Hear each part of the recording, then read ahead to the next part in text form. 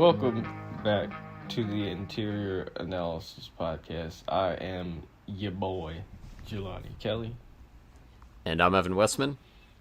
And we're talking about the Avatar Season 3, the finale of the show today. Evan has never seen it before. If you listen to other episodes, you probably know that. But we're back. This is the end of it. We might start, because Korra's on Netflix. Oh, it is? Yeah, I just found that out as soon as I finished the show. It was like, okay, the show's over, and then it said, next to watch, you know how it recommends a show after you finish one? The Korra was on there. I was like, wait, what the hell? That has 4 seasons. But that might be something to look out for. I've actually never seen Korra. I think I saw all of season 1. And then started season 2. I was following it as it was airing on TV. And then it kind of fell off because I probably had homework or something like that. So, I've heard that one, the general consensus is it's not quite as good. Of course it wouldn't be. It does have a pretty high bar to clear. Mm-hmm. It's a little bit like making The Hobbit after Lord of the Rings, but I'm guessing they didn't go full Hobbit on it. And I don't think so. From what I've seen, no. Yeah, I haven't heard anything like that. It's just a very hard act to follow. Right. If it was a standalone, it'd probably be just as good. But because it's in the shadow of the show, yeah, that's yeah. It's like The Godfather 3. I haven't seen that, but people are like, oh, The Godfather 3 is terrible. I would expect it's fine, but it's up against what's considered to be the 2 greatest movies ever by some people. So it's not a fair comparison. All right, so let's start off with your reactions.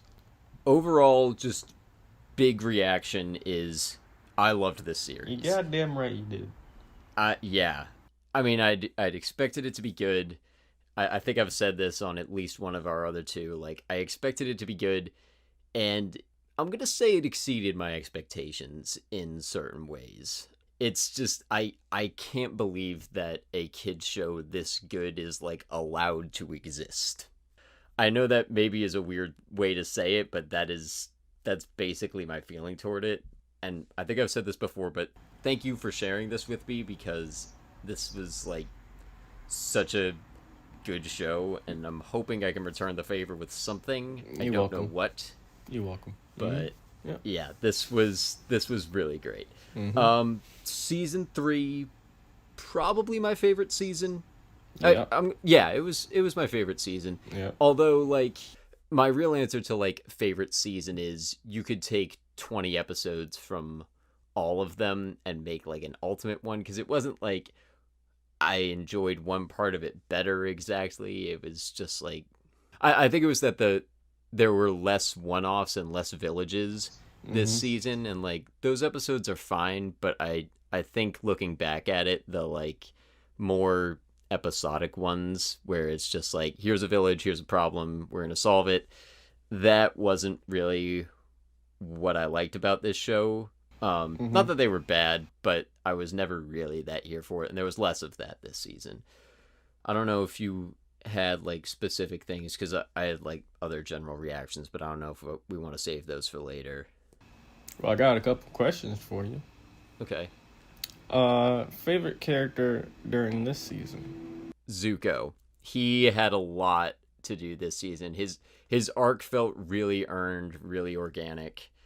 I should warn, I'm going to use the term earned a lot this episode, because it kind of encapsulates everything that I think is good about this show. But yeah, he was I'm going to change your name from Evan to Earn. Yeah, let's hold off on that for a little bit. Give me a birth certificate. If I'm going to change my name, it's going to be something else. I don't know. But yeah, he was the best for this season. I feel like he almost overshadows Aang in terms of how much attention they give him. Yep. And yeah, this was very generous to him, but time well spent. They did a lot, and I was very here for what they had with him this season. Is he your favorite for this season too? He is.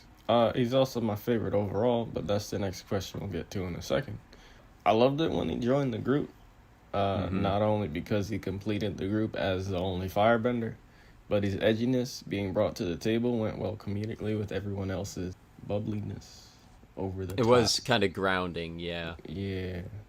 The fact that he would yell here and there, I found hilarious. Like, for no reason. Like, Aang would just ask a question. He's like, shut up! Also, he had adventures with the three main. They kind of skipped out on Toph, and I'll dive into that a little bit. I was kind of disappointed in that. I hadn't even noticed that. Yeah, that is... And they even call it out, though. She's like, you all got a side quest with him. I want one. Yep. They the show never gave time for that. Yeah. But the others still had things to do and develop as characters, where maybe Toph didn't. Like, we kind of got everything we needed from her as a character in season 2, I felt. So we kind of knew everything there was to know about her. Like, there was nothing haunting from her past besides just pretty much her parents treating her like a child the entire time.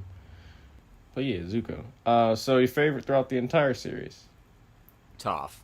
I was going back and forth a little with Zuko and Toph, but like, I mean, in terms of like who's the better constructed character, it's Zuko, but Toph is just so fun to watch, like, all the time with everything. So it's kind of hard for her not to be my favorite.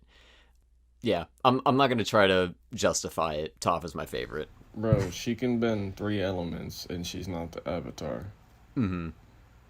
Earth, metal, and then sand. I forgot she did that thing with the sand on the beach when they were effing around. Yeah. And Zuko started trying to kill Aang. Yeah, she said, I've been working on my sandbend. I was like, wait, what? You couldn't even see on sand before, but now you're bending it? Bro, you the Avatar part 2?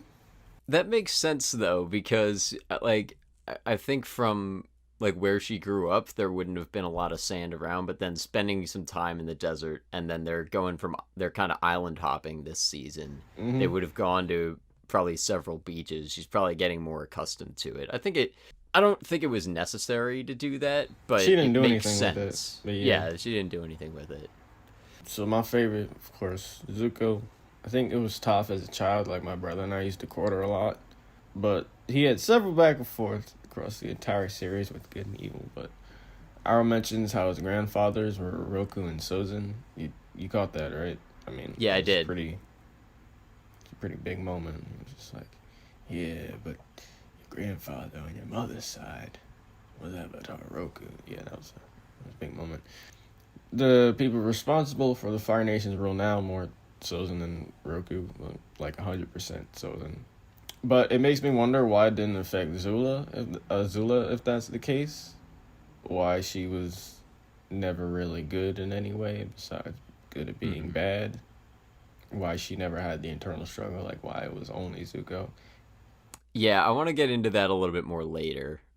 I was trying to remember who was the older child. I forgot Zuko was the oldest, but... Yeah, but they're pretty close in age, it seems like. Azula's 14, probably 15 by the end of this season. Zuko's 16, 17. But I also like Zuko because fire is my favorite element. I've said it on the other 2 episodes, and I said it here. So what are you going to do about it? You can't do nothing. I also tend to lean towards the good/bad anti-hero-esque characters. He's not really an anti-hero because he never really, like, kills anyone. Anti-heroes normally kill people at some point. But he pretty much, fit the bill. Like, he was the non-goody-goody character. Like, oh, we gotta save these people. No, he was just straight up like, to Aang, you gotta kill my father, bro. Like, there's no other way around it. But yeah, Zuko for the win. But Toph, pretty much, like, right there. If I didn't like anti-hero characters, they'd pretty much be the same for me. And like I said, Toph was my favorite as a child, so. Yeah, I mean, it feels like they're just kind of the 2 best. Like, no shade to the other characters, but there's so much to like about both of them. Shade bending. Okay, that sounds really cool, actually. Like, bending darkness. Mm-hmm. That sounds really cool. Favorite season 3 episode? Favorite season 3 episode? I'll give an actual answer as Day of Black Sun Part 1, The Invasion. I really liked that one.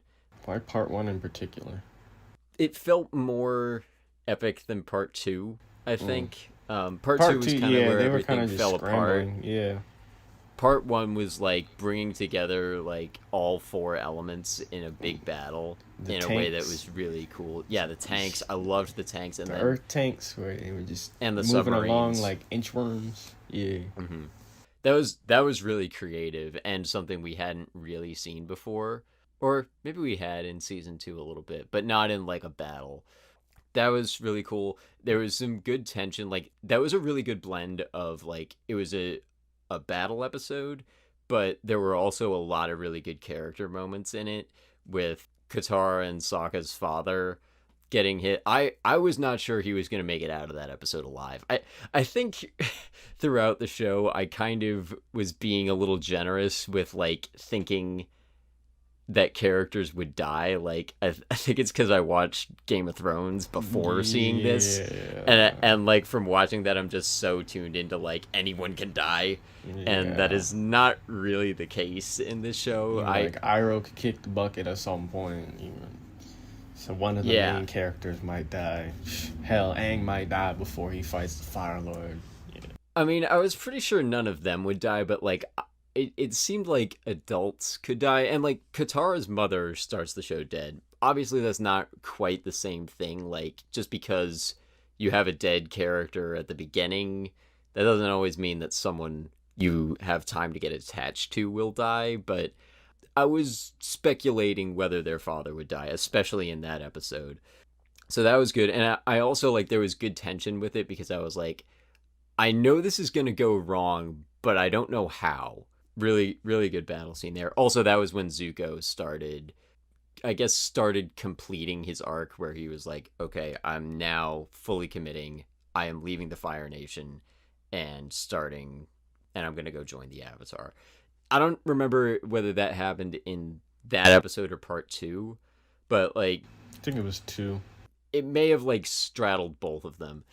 But, I mean, really, like, my favorite part of this season, and maybe the whole show, was everything from that episode with the invasion to the fire bending masters. So, like, both the invasion episodes, the Western Air Temple where Zuko joined them, and then when he and Aang learned fire bending, that was my favorite section of the show.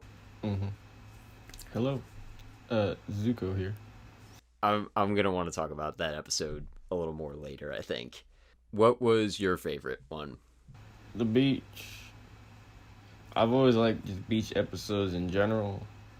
And they're pretty much a staple in shonen, like anime, battle, action anime. I don't like Mei as a character. I don't like her as a character. I don't think I did as a child either. She's like the only part of the episode I didn't like. She was moody the entire time. And Zuko, I was like, yo, Zuko's trying his best, and you over here, like, you BSing right now, bro. It was interesting to see Azula trying to be normal, like, not a princess, but she kind of failed at that, but it was funny. I was wondering whether they were going to do anything else with that, because when I saw that in that episode, I was thinking, like, maybe they're going to have some kind of an arc with her, where... like she's not like fully drinking the Fire Nation Kool-Aid and like being genocidal like her ancestors were, but they kind of left it at what they did in that episode. That was kind of the only time we saw her acting outside of her normal over-the-top villainous persona. Yep. This episode also revealed the past of the quote-unquote villains without flashbacks. So we got to know who Mei and Ty Lee were, like why they are the way they are. I mean, we kind of knew with Zuko and Azula through the flashbacks earlier in the show. But here we got to know about the other two a little bit more. Azula, you saw she kind of just accepted who she was. She was just like, my own mother thought I was a monster. She was right. of course, but it still hurt. Like, I was like, oh, okay, you know you're evil. You good with it. Like, okay. Like, I had respect for her right there. And then they went back to the party and destroyed everything homie's parents had obtained, so. Yeah, that was, like, that obviously wasn't among my favorites, like I said, but I think it did play an important part with those characters and, like, humanizing them more, because mostly, even from Ty Lee and May, we had really only seen them in, like, action scenes fighting the main trio. Mm-hmm. There was a little bit more than that, but mostly it was like we didn't get a whole lot of like character moments with them, and it was good to take a little time with that. Villains go on vacation. Did you know that? Because they went on vacation, Evan. Yeah. All right. Any more reactions before we get into? I don't have a whole lot for the themes and topics. We pretty much have talked about it throughout the entire season. There's not much more to talk about there. But any more reactions? Just for like this season compared to the other ones, I thought the individual episodes got a little less predictable and more engaging. I thought like the character conflict had like stronger themes to it in this, just kind of in general. Like it would start off and there would be a conflict and I'd be like, oh, I don't really know where this is going. Like, which wasn't the case in the other ones. In earlier seasons, I was kind of like, okay, it's probably going to end up like this, and I usually was able to predict it. That was not really the case as much this season, so I liked that. Also, something I appreciated was you can feel how all the characters in the main cast have really matured. I think especially Sokka and Katara, and I mean, it's more explicit with Zuko, but I think there were a few points where I was kind of like, oh, this is really not like season 1 Katara here. And they never really hung a lantern on it. Like, they never had a moment where it was like, I don't think you're the same person that broke Aang out of that iceberg, which, like, is something that so many freaking movies have. To be like, I don't think this is the same man that knocked on my door 10 days ago or whatever. I'm like, I mean, I'm kind of surprised because, like, you could get away with that in a kid's show. And props to them for not taking that time. Also, like, there's not really a character who would say that because the only ones who have been with them throughout this are themselves. Yeah. Sokka wouldn't say nothing like that. It's weird. He's been with her his whole life, and then Aang, he would never even try to. I don't even know if that'd come off as insulting, but the fact that I'm questioning if it would, Aang wouldn't say it.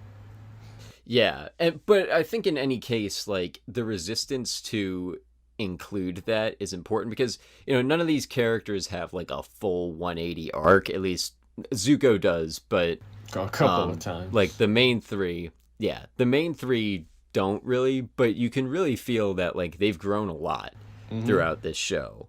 And I liked that. I liked that it was subtle, but I liked that they included it.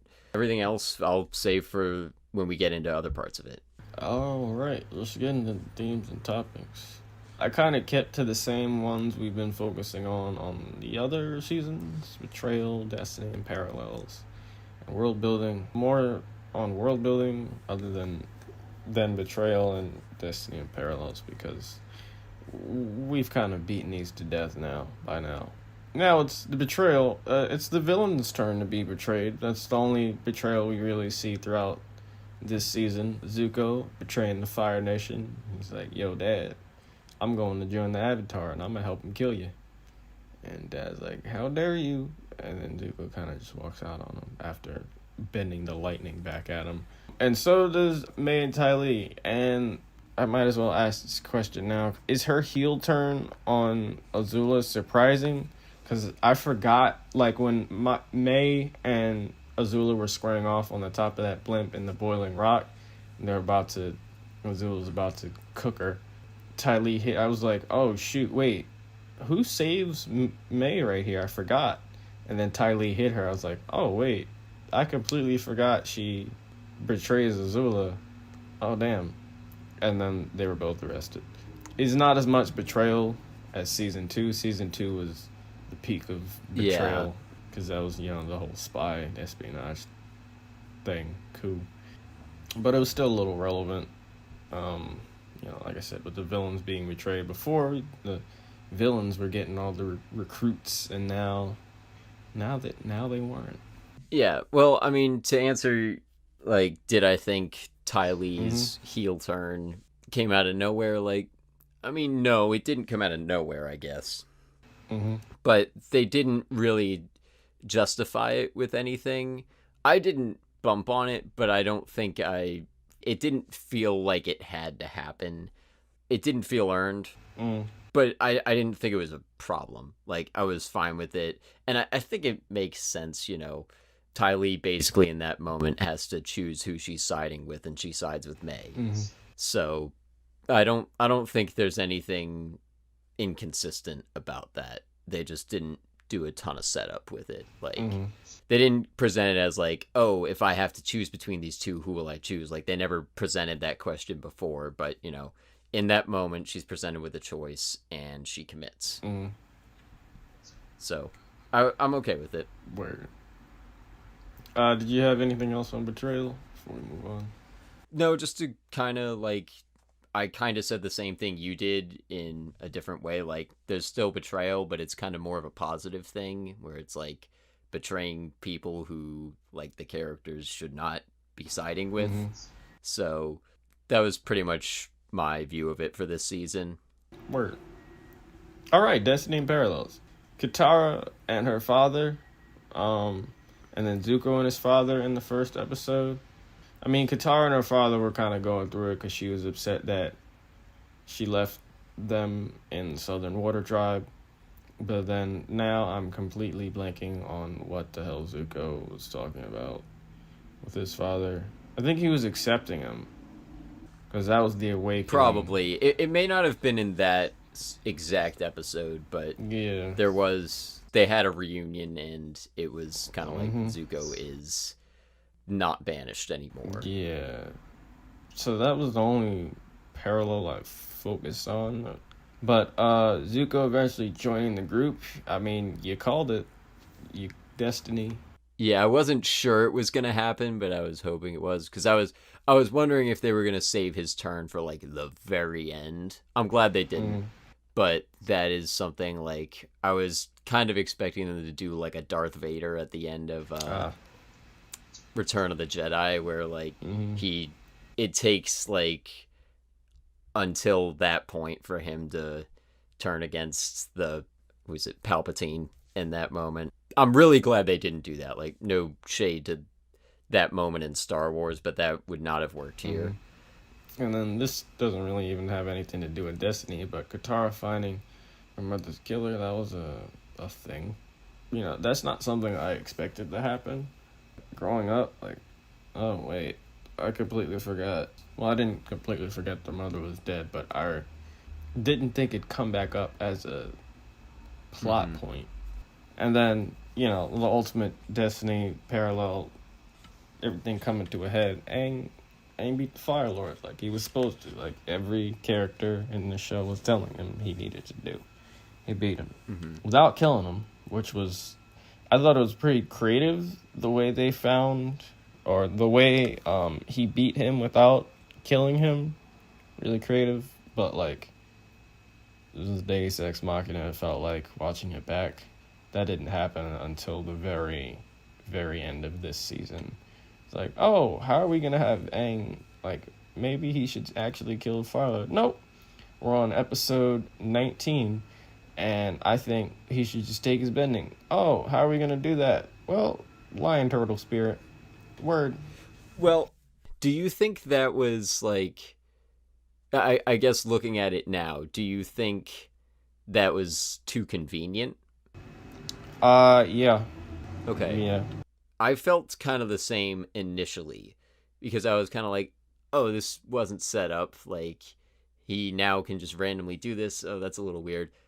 But in thinking about it over the past few days, I am actually okay with it. And here's why. Prior to that fight, there were, I think, at least one, maybe two full episodes. Maybe it might have even been 3 full episodes where Aang is going back and forth with, can I kill the Fire Lord? Like, should I do that? Is it the only way to stop him? And he spends so much time deliberating over that. And the show presents a lot of different takes on it. And like, that was my favorite thing about the ending, was how long it spent with that. And I really didn't know what it was going to do, because I was thinking, like, with all the avatars that he's talking to, who are like kind of a big source of wisdom in this show, they're all basically telling him, you need to kill the Fire Lord. It's the only way to stop him. And there was just so much around that choice that I think was great, because we see that, like, Aang obviously can't let the Fire Lord's plan go through. Like, it's literal genocide. So, like, he can't just let that go by. However, he does have this belief of, I can't kill people. Like, that's not what I believe in. And, like, you feel that, but then all the avatars are telling him, like, I think one of them says something like, selfless duty requires you to sacrifice your own spiritual needs.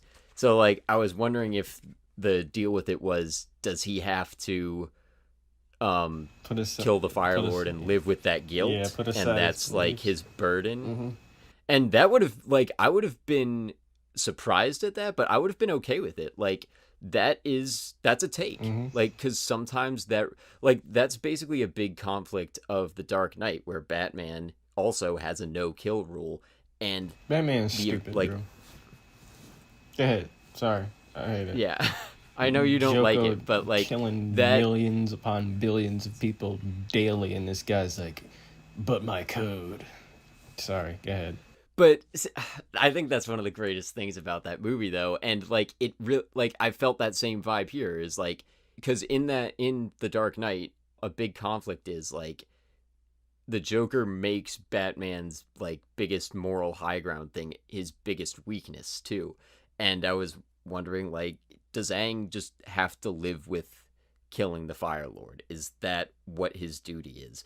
Or does he not kill him, and, like, I wouldn't have expected him to, like, suffer the consequences of that, but it's still kind of a take that the show is doing. And as that was happening, I was like, I don't think there is a middle ground, because we have seen throughout this show, like, from pretty much right from the start, you cannot imprison a bender for long at all. All of them have escaped. They even showed it with Katara. Yeah. Toph and the thing in this season. And Iroh, and I think Aang maybe gets imprisoned at one point, and then Swole Iroh. Swole. Oh my God, Swole Iroh. But yeah, like, you can't just imprison the Fire Lord. Like, there's no way they could stop him. So he'll come up with some BS like, oh, I can superheat this metal and then it'll melt the bars. Like, exactly. Right. Like, he would have gotten out. So because Aang spends so much time on that choice and he can't figure out what to do, I think it does make sense that he would have found a way to come to that middle ground. And it's a risk. Like, he almost dies doing that. So I was here for it at the end of the day. I wasn't initially, like, fully here for it, but on looking at it, I think it really was, like, the thematic meat of that ending. I wanted to see that 4-element drill through the Fire Lord's skull. In that last second, he stopped doing it. I would have been here for that too, but I think it would have been an acceptable thing for the show's take to be, yes, in this one case, like, kill the Fire Lord, because it's saving a lot of people. But I get their resistance to that, and I think this is, like, it works within the world. I think, like, I'm good with that ending. It may not have been as epic as I wanted it to be, but it has a strong theme to it, so I think that is the better choice. I think it's just Batman. With superpowers. You like him better than you like Batman, though, so way more. Like I don't even like Batman. I like Aang. So for Batman to beat the Joker, all he needs to do is take away his jokiness, and that's it. That's it. Easy. I don't know why Batman hasn't done that. 80 years in comics, and this guy is just like, but what do I do? I don't. I think you just misunderstand him, but we will talk about the Dark Knight trilogy at some point. Just wipe the face paint off, and that's it. He'll stop killing people. Would that it were that simple? Just take away someone's makeup, and they're spray him with a totally different person. Just spray him with a hose. Just something that I liked with this, that I think a lot of other series do, is all of the like bad decisions and bad things that happen in this show, we feel the consequences of those. Like there's a tendency, I think, when you have such a like big scale thing, when it gets to the end of it, it kind of feels like, oh, all of that suffering or like death that happened, like it kind of happened for a purpose. I don't think there was a sense of that in this one. You don't feel like Zuko needed to do all those bad things in order to like defeat the Fire Lord. Like that wasn't necessary. Like if he had stopped hunting Aang at any point prior to the point that he did, any point before then is like him making a better choice. The events of taking down the Fire Lord didn't require him to do all that, which I think some other stories kind of try to justify it a little bit, like in Endgame. There was a point to this? Well, sort of, because like in Endgame, the three characters that die at the end of that are, I think, Vision, Black Widow, and Iron Man. And there's a reason, like their deaths are very justified. Like you can't. Yeah, like there was a point to them dying. Oh, well, sorry, I wasn't asking before. Is there a point to what you're saying? That's not what I was saying. I just realized how that sounded. Didn't pick up on that. It's just there's no. They couldn't have defeated Thanos if the three of them hadn't died, and like that's fine. I'm not saying that's a wrong choice, but I did like that. Yeah, it's not as if all of this that happened in the show was according to some cosmic plan or anything. Like it didn't have to happen this way, and it would have been like there's no better peace that is brought about by this. Like if Aang had not run away 100 years ago, there's ambiguity to it, but it's not as if things are better this way than they would have been if he'd done that. Like it doesn't try to make meaning out of that, which I appreciate. All right, world building. Lion Turtle Spirit. Kind of touched on this before. Even though the spirit world has been established, watching it back now, to me it felt like a Deus Ex Machina because it happened in the final episodes. Like they couldn't have started like at least midway through the season with this, because like you said, he was battling with it, like especially mainly that whole episode, the Nightmares and Daydreams one, where Appa and Momo were talking. That was so trippy. Yeah, it kind of felt last minute, like Aang was struggling how to beat the Fire Lord without killing him, and the script was like, here you go, we're gonna start chanting at you, and then you're gonna come to this island, and you're gonna wake up on the island, and you're gonna be like, whoa, how did I get here? Did a machine of a god bring me here? God machine, get it? Yeah, I got you. Here's a way out of having to kill the Fire Lord so you can save the world, but also preserve your humanity and not feel guilty. I mean, it is a kid's show, so that probably was the best way to end it. But if there was anything like the adult thing that you wanted it to be, or he definitely would have killed him. And I wanted to see exactly what that 4-element drill attack would have done to somebody. Like, it was sharp at the end, but there was like water and rock and air. The only thing that probably would have affected him was the fire, but I don't know what would have happened, Evan, and it's bothering me to this day. I would have liked to see that too. Yeah, but they probably would have had to not show it because it's a kids show. Right.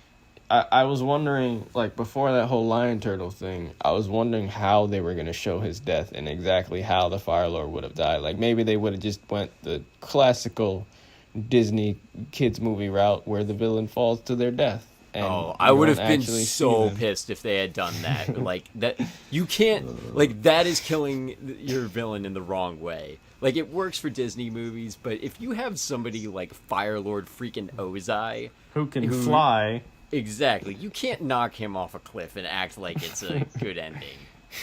Oh my god, I wasn't even thinking of that. That would have been so bad if they'd done that. The dude could fly. He has fire feet, jet fire feet, and if he would have, that would have been so stupid. But it didn't do that, so there isn't much world building beyond this though. Like, we already knew the spirit world was a thing. So like I said, as to be expected of the third season, like, it's wrapping everything up. So there's not much world building left for it. Everything should have been established. Also, how cool was it that the firebending masters were dragons? I was really hyped when that happened. That was cool. Yeah. It was like, if you're watching it for the first time, I was trying to imagine, like, what kind of masters, human, because you're expecting them to be human, obviously. Mm-hmm. What kind of human masters does it take? Why are people chanting for them to come out? Yeah, that was really cool.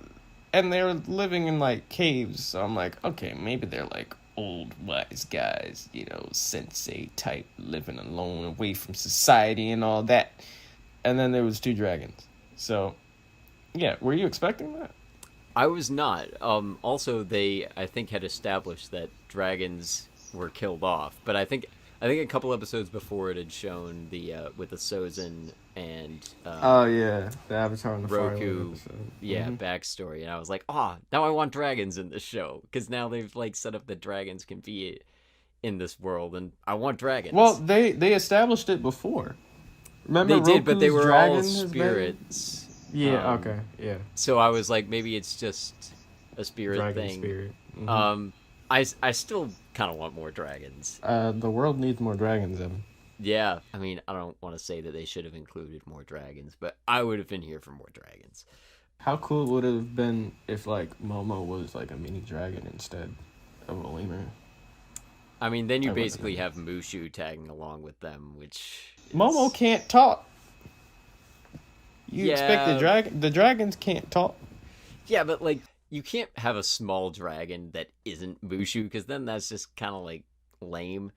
Unless it's, like, in Game of Thrones where they grow and you're like, okay, they're small now, but they're gonna get bigger, so, like, you at least have an expectation of it being cool. What if Appa was a dragon, Evan? If Appa was a dragon, like, yeah, Appa as a dragon would have been pretty cool, but obviously you can't really have that, because he then, like, how would he and Aang have been separated? Yeah, he would have just burnt those sandbenders to a crisp. I wasn't going to say that. I was going to say, how would they have been, like, together to begin with, because, like, flying bison are with the air nomads. So that... Yeah, that's true. That wouldn't have worked. Do you have more on world building? No, you can finish with your points on it. Yeah, I mean, the only thing I saw with world building this season was they did a little more with the bending, which I liked. Especially because they did a few things, like the metal bending thing they did with Toph last season. I wondered if that was going to be a one-off, because I think I may have mentioned this last episode. Was pretty darn prevalent in this one. That was... Well, no, I knew she was going to keep metal bending, but when they kind of brought up that, like, there are different nuances where, like, earthbenders can't normally do metal, and I liked that they had that moment. Like, I'd been waiting for a while for a waterbender to bend sweat, or, like, human water, and they did both those things this season, with Katara bending her sweat at the one point, and then blood bending, which was so cool. Episode. I thought the blood bending thing was really cool, and also, like, the way they incorporated it, because of course it's, like, pretty messed up that, like, you can control someone with water bending. Also, though, like, water bending is not lame like you're saying it is if you can blood bend. Like, that was only during the full moon, though, Evan. How often does the full moon come out, Evan? frequently enough. They said it only during the full moon, Evan. It's for like, yeah. What is it? I don't know, 10% of the time. I'm over here flying with fire from my feet and shooting lightning, and you're over there moving people around while there are other people turning into werewolves. Like, yeah, where you at? I'm gonna just burn. I'm sticking with my identity as a waterbender. But I liked how they incorporated the blood bending. We'll get into that a little more with Katara when we talk about her. But yeah, bloodbending was a cool thing to add. Also with firebending, I liked that they spent the episode learning about firebending and showing that fire is life, it's not just destruction, and you can't be afraid of it like Aang is at the beginning. Like that was all really good. Mm-hmm. Word characters, Aang. Yep. The Avatar boy. Word characters, Aang. Yep. The Avatar boy.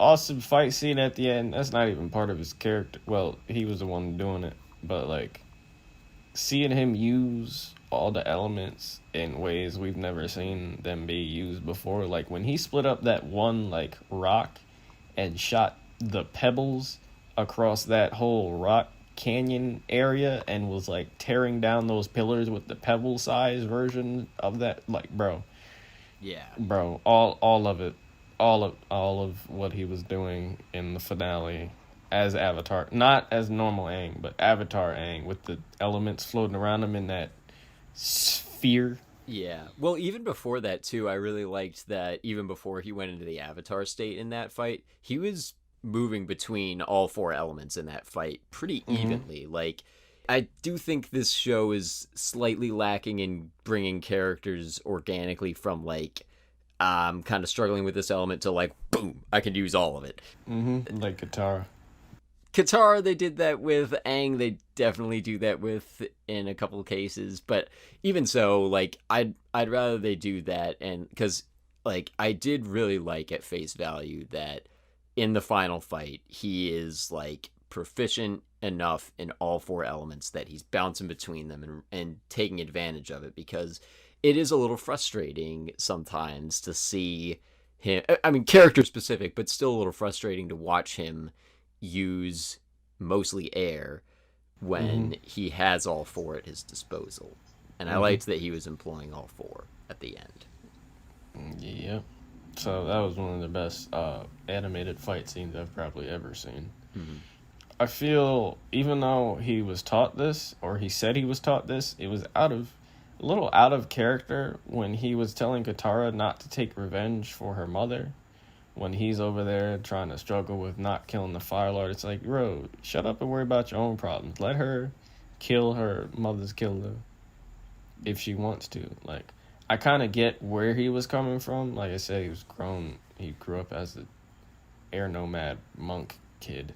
So, I kind of liked that they did that. I mean, this is kind of more about Katara than Aang, but I think it played into Aang's thing too, because at first when that episode started, I was like, do they really need to like bring up this wound with Katara now? It feels a little bit like they didn't need to do that. But then they tie it back in at the end with, can you kill the Fire Lord? And I liked that they did that. But also, like, you know, there's a phrase that one of my professors who I have class with right now has been using a lot, which is no one can tell you how to grieve.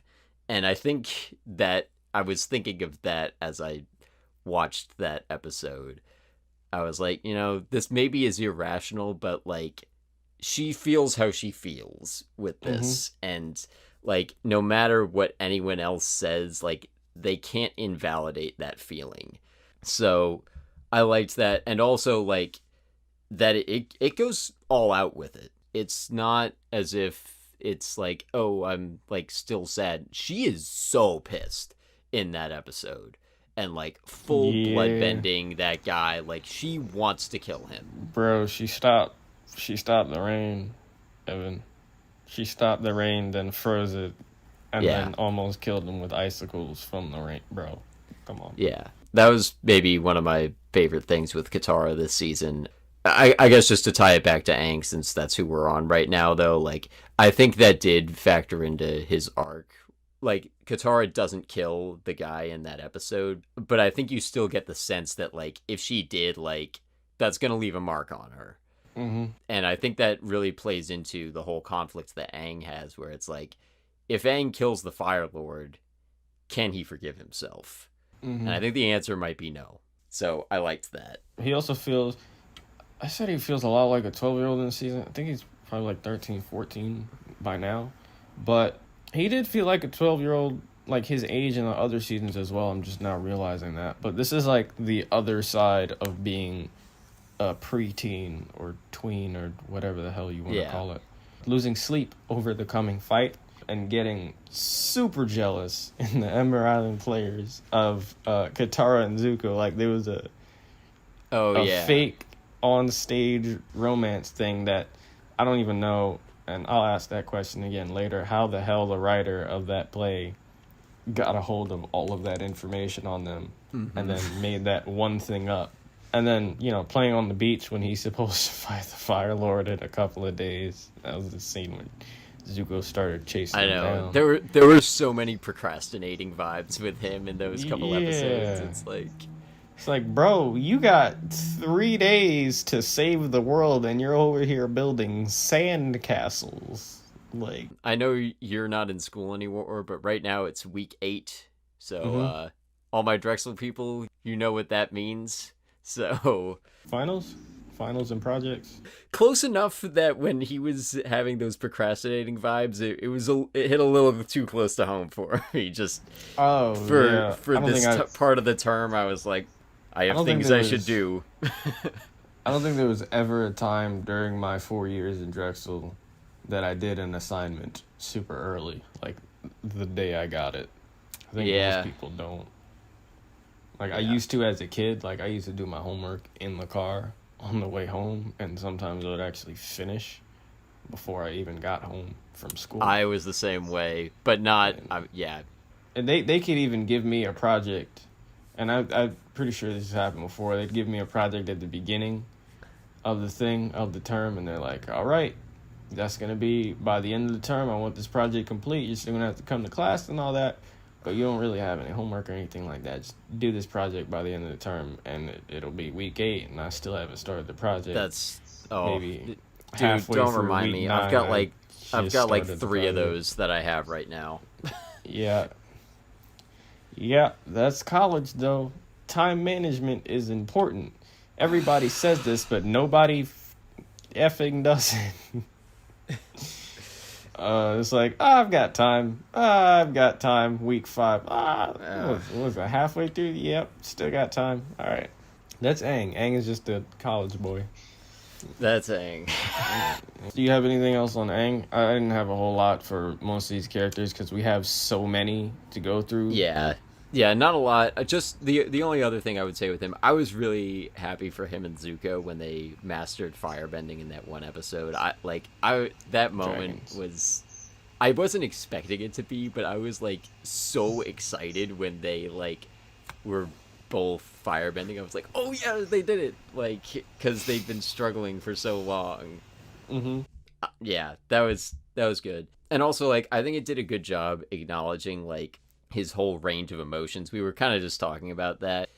Beyond his procrastination vibes, too, there's, like, a lot of... The first episode of the season where he's, like, really upset having been, like, just struck by lightning, and he's feeling the weight of, like... Did that sound weird? That sentence... Well, he's really upset having just been struck by lightning. Guys, I think today was just... I got struck by lightning. I'm sorry. I didn't realize. Best mood. I woke up, my house was on fire, I got struck by lightning. I didn't realize how that sounded, but, I mean, you know... I'm pretty sure I drowned at some point. You know, I'm just not in the best mood. Yeah. Anyway, though. Good. But like they really acknowledge his emotions well, and even like you were saying, like that moment with the players, like they could have just had that as a one-off joke, but they kind of make it hit home for him, and it would. Like, it would. That was good. I think they did a good job with, he doesn't have an arc, but he's struggling with a lot, and we feel those struggles this season, so that was good. Anything else on Aang before we move to Katara? Well, if we want to transition from one to the other, I don't know if I fully shipped them at the end of this show, but I liked the timing of them finally kissing at the invasion. Oh. That, like, unlike another couple that we recently talked about, no. Their relationship was very earned. Oh, God. Sorry to bring up that wound. I know it's Why? a little too fresh. And then I blocked that out of my head, bro. I saw the tweet where you put the episode out and was like, we weren't very forgiving. And I was like, no, wait, I don't want to be reminded of that. All right. Oh, I apologize, God. but I'm using it to highlight how Open the floodgates. How these two are worth shipping. And in that scene, I was like, because we'd had the few times throughout the past couple seasons where Aang's like struggling to get the words out, and I was like, I don't need them to like fully get together in this scene. But in that moment, I was like, if they get interrupted, I'm gonna be upset, because like They always do. But they didn't in that one, and I think it would have been tempting to save them like getting together at all until the end. And I think in that scene, like, because in their minds they were like, this is the end of the invasion, like today is the end of it. And I think the pressure wasn't high enough that Aang would have to like admit how he felt before then. But I would have been really upset if they had forced waiting for that kiss for a while. That's just something that I think could have been done badly, and I think they nailed it. Yeah, I mean, as a kid, watching this as a kid through a kid's eyes, you see the main male and the main female, like, interact a lot. You kind of expect it from how many movies and shows I've seen exactly like that, with the main male and main female. It's like, I expected them to get together at some point. Now, as a child, I probably would have been disappointed if they didn't by the end. A lot of people actually shipped Zuko and Katara before. I can see that. I didn't see it before rewatching it, but now I'm like, oh, yeah, I kind of get it. They don't think they should have stayed together. Maybe grew as characters while they were dating and then separated before the end of the series, but they didn't do that, and I'm fine that they didn't do that. I probably would have been okay now if they did do that, but like, I don't really care either way. I don't think that would have worked as well. Mostly, I just liked that the relationship between Aang and Katara at every point was earned, like both when they are in the friend zone, if we want to call it that, and when like they get out of the friend zone, basically. I know it kind of takes like until like the very end for that to happen, but it felt earned with them. It never felt forced. Yeah, she was a lot more mother. She was leaderly in the other seasons, especially in that desert episode when Aang was like, I can't even drink water without thinking about Appa. Like, she was a lot more like the motherly thing with, especially in the Runaway episode. That's kind of the whole point of that episode. She's trying to prove that she can be fun, and the fact that Sokka, that was a cool moment, interesting moment. The fact that Sokka was like, I can't even remember what my mother looked like. When I try to picture my mother, all I can see is Katara's face. He said something along the lines of that. She somehow beat someone with bloodbending who had been training with bloodbending her entire life, and she just says, my bending is more powerful than yours, Hama. Why and how the hell? I was okay with that. I get Hama is old, but we have seen how strong these old people are throughout the series. Boomy, Iroh, Zhang, Master P and Dao, that whole White Lotus society is made up of old people, and they kick ass. So why the hell did Hama get... And it's not like she was out of practice. She's been sending people to the mountain and chaining them up. And Katara's just like, I just learned how to... And even Hama said, you should have learned the technique from me before you decided to go against me. And then Katara's like, yeah, but guess what? I know it anyway. And started Bro, come on, man. Come on, bro. I didn't have an issue with that, but Come on, I'm not going to argue with you. That was a little convenient. The whole bloodbending thing is fantastic, but like the fact that Katara beat her with it is a little crazy. A little, yeah. But I like that they included it for her as like a new skill, and also how she's a little bit resistant to use it, but then like we were talking about a few minutes ago in that episode where she takes revenge on her mother's killer. Wait, was that during the full moon? Did she bloodbent that guy, so. Right? Yeah. But that wasn't... The full moon thing I don't think is necessary. It's just stronger then. Because they said all water bending is stronger during the full moon. Oh, damn. Okay. At least I think that's what they said. But I liked that she pulled it out again only in a moment of anger. Although in hindsight now, I think it would have been cool for her to use that against Azula.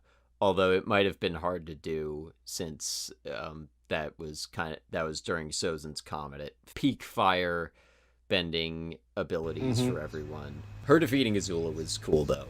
I was wondering what they were going to have her do. Oh, the thing with the chains and then her yeah. I was afraid they were going to sideline her a little bit in the final battle because I was like, oh, what's she going to do? There's not a whole lot of water around for her to use. But that was a really cool way to beat Azula. Mm-hmm. And, again, props to the world building because that was kind of a new thing that we had never really seen any waterbenders do, but it felt totally consistent. Yeah, it felt believable. Her suspicion of Zuko, I liked that. That was consistent and good to acknowledge. She was obviously suspicious of him, and it would have been too easy if they just accepted him. Yeah, and again, I think that's a tempting thing for a kid's show to do because like you can get away with that in a kid's show. I think having someone be a little bit more simplistic and like, oh, I'm good now, and everyone's like, oh yeah, I see that. You're good now. Yeah, that was in the Ember Islands Players. When he was like, I'm going to join you. And they were like, I guess we have no choice. Yeah. Oh, we're going to talk about the play later. I think that is kind of what other things like this would do. Like, we've seen other, like, kids' content characters just kind of turn on a dime and they'll have some, like, transformed look to him or whatever, and Zuko doesn't seem that different, and Katara is rightly suspicious of him, and eventually like that tension is never brought to a head, but it's really good that they acknowledge it because it would be too easy, and I think she's the right character to have that suspicion, so I appreciated that. She was definitely more developed as a character during this season than the others. I know you kept waiting for you, but like I still think they're holding back on Katara. She had a lot this season. She had touching moments in character development with their father in the first episode. I loved that moment. That was like, and Mae Whitman's voice acting in that scene was so good. Like you really felt that emotion there. Isn't she's the same actress from the Transformers movies? Isn't she? Like Mark Wahlberg's daughter. I'm pretty sure that's her. No? Oh, no. You're thinking... You're close there, I think, though, because I'm pretty sure she plays Katara in the thing we are not going to name. Oh, that's why I was Mae confused. Whitman is... Okay. She's in The Duff, and she's Evil X number 4 in Scott Pilgrim. Low-key spoilers. Oh, wait. Which... Roxanne Richter, the one who's a little bit bi-furious. I need to rewatch Scott Pilgrim. We're going to rewatch it for an episode because I don't understand we absolutely will. 10th anniversary of it was just a couple days ago, I think. Why it's so praised, but I hope you'll open my eyes to see why it's so praised. But as of right now, I don't get it. But that's a topic for another time. Yeah, but Mae Whitman is really, like, that's who it is.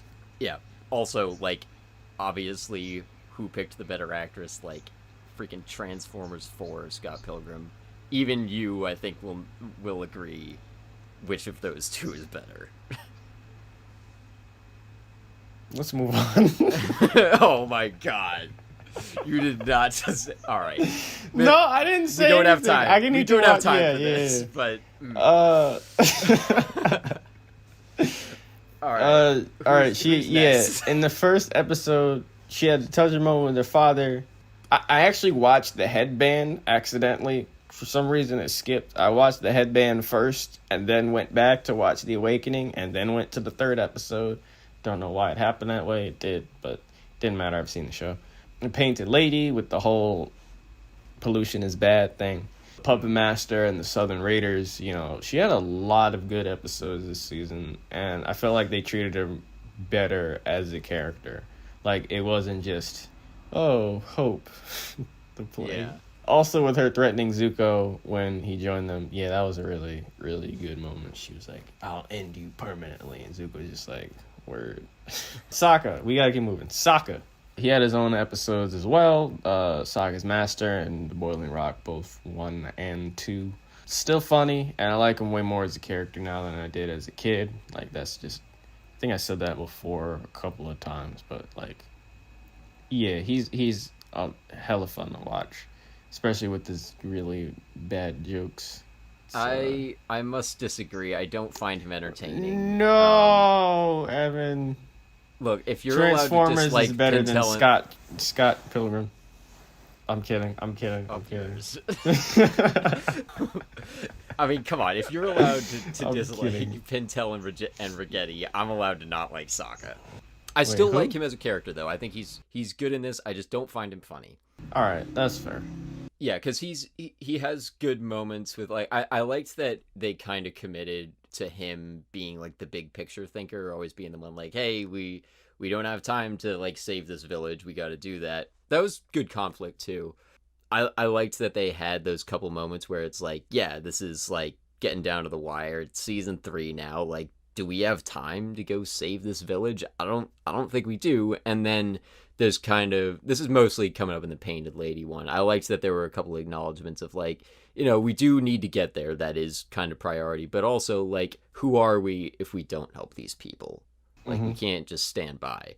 I thought that was a good little mini theme that they did. They didn't have as much for him this season, but one thing that was good with him, though, the one where he gets his sword, like, that was all right to acknowledge. I think that, he's like, I think we may have even said this on one of the earlier episodes, like, what's he gonna do when he's got, like, 3 of the most powerful benders of his age? Yep.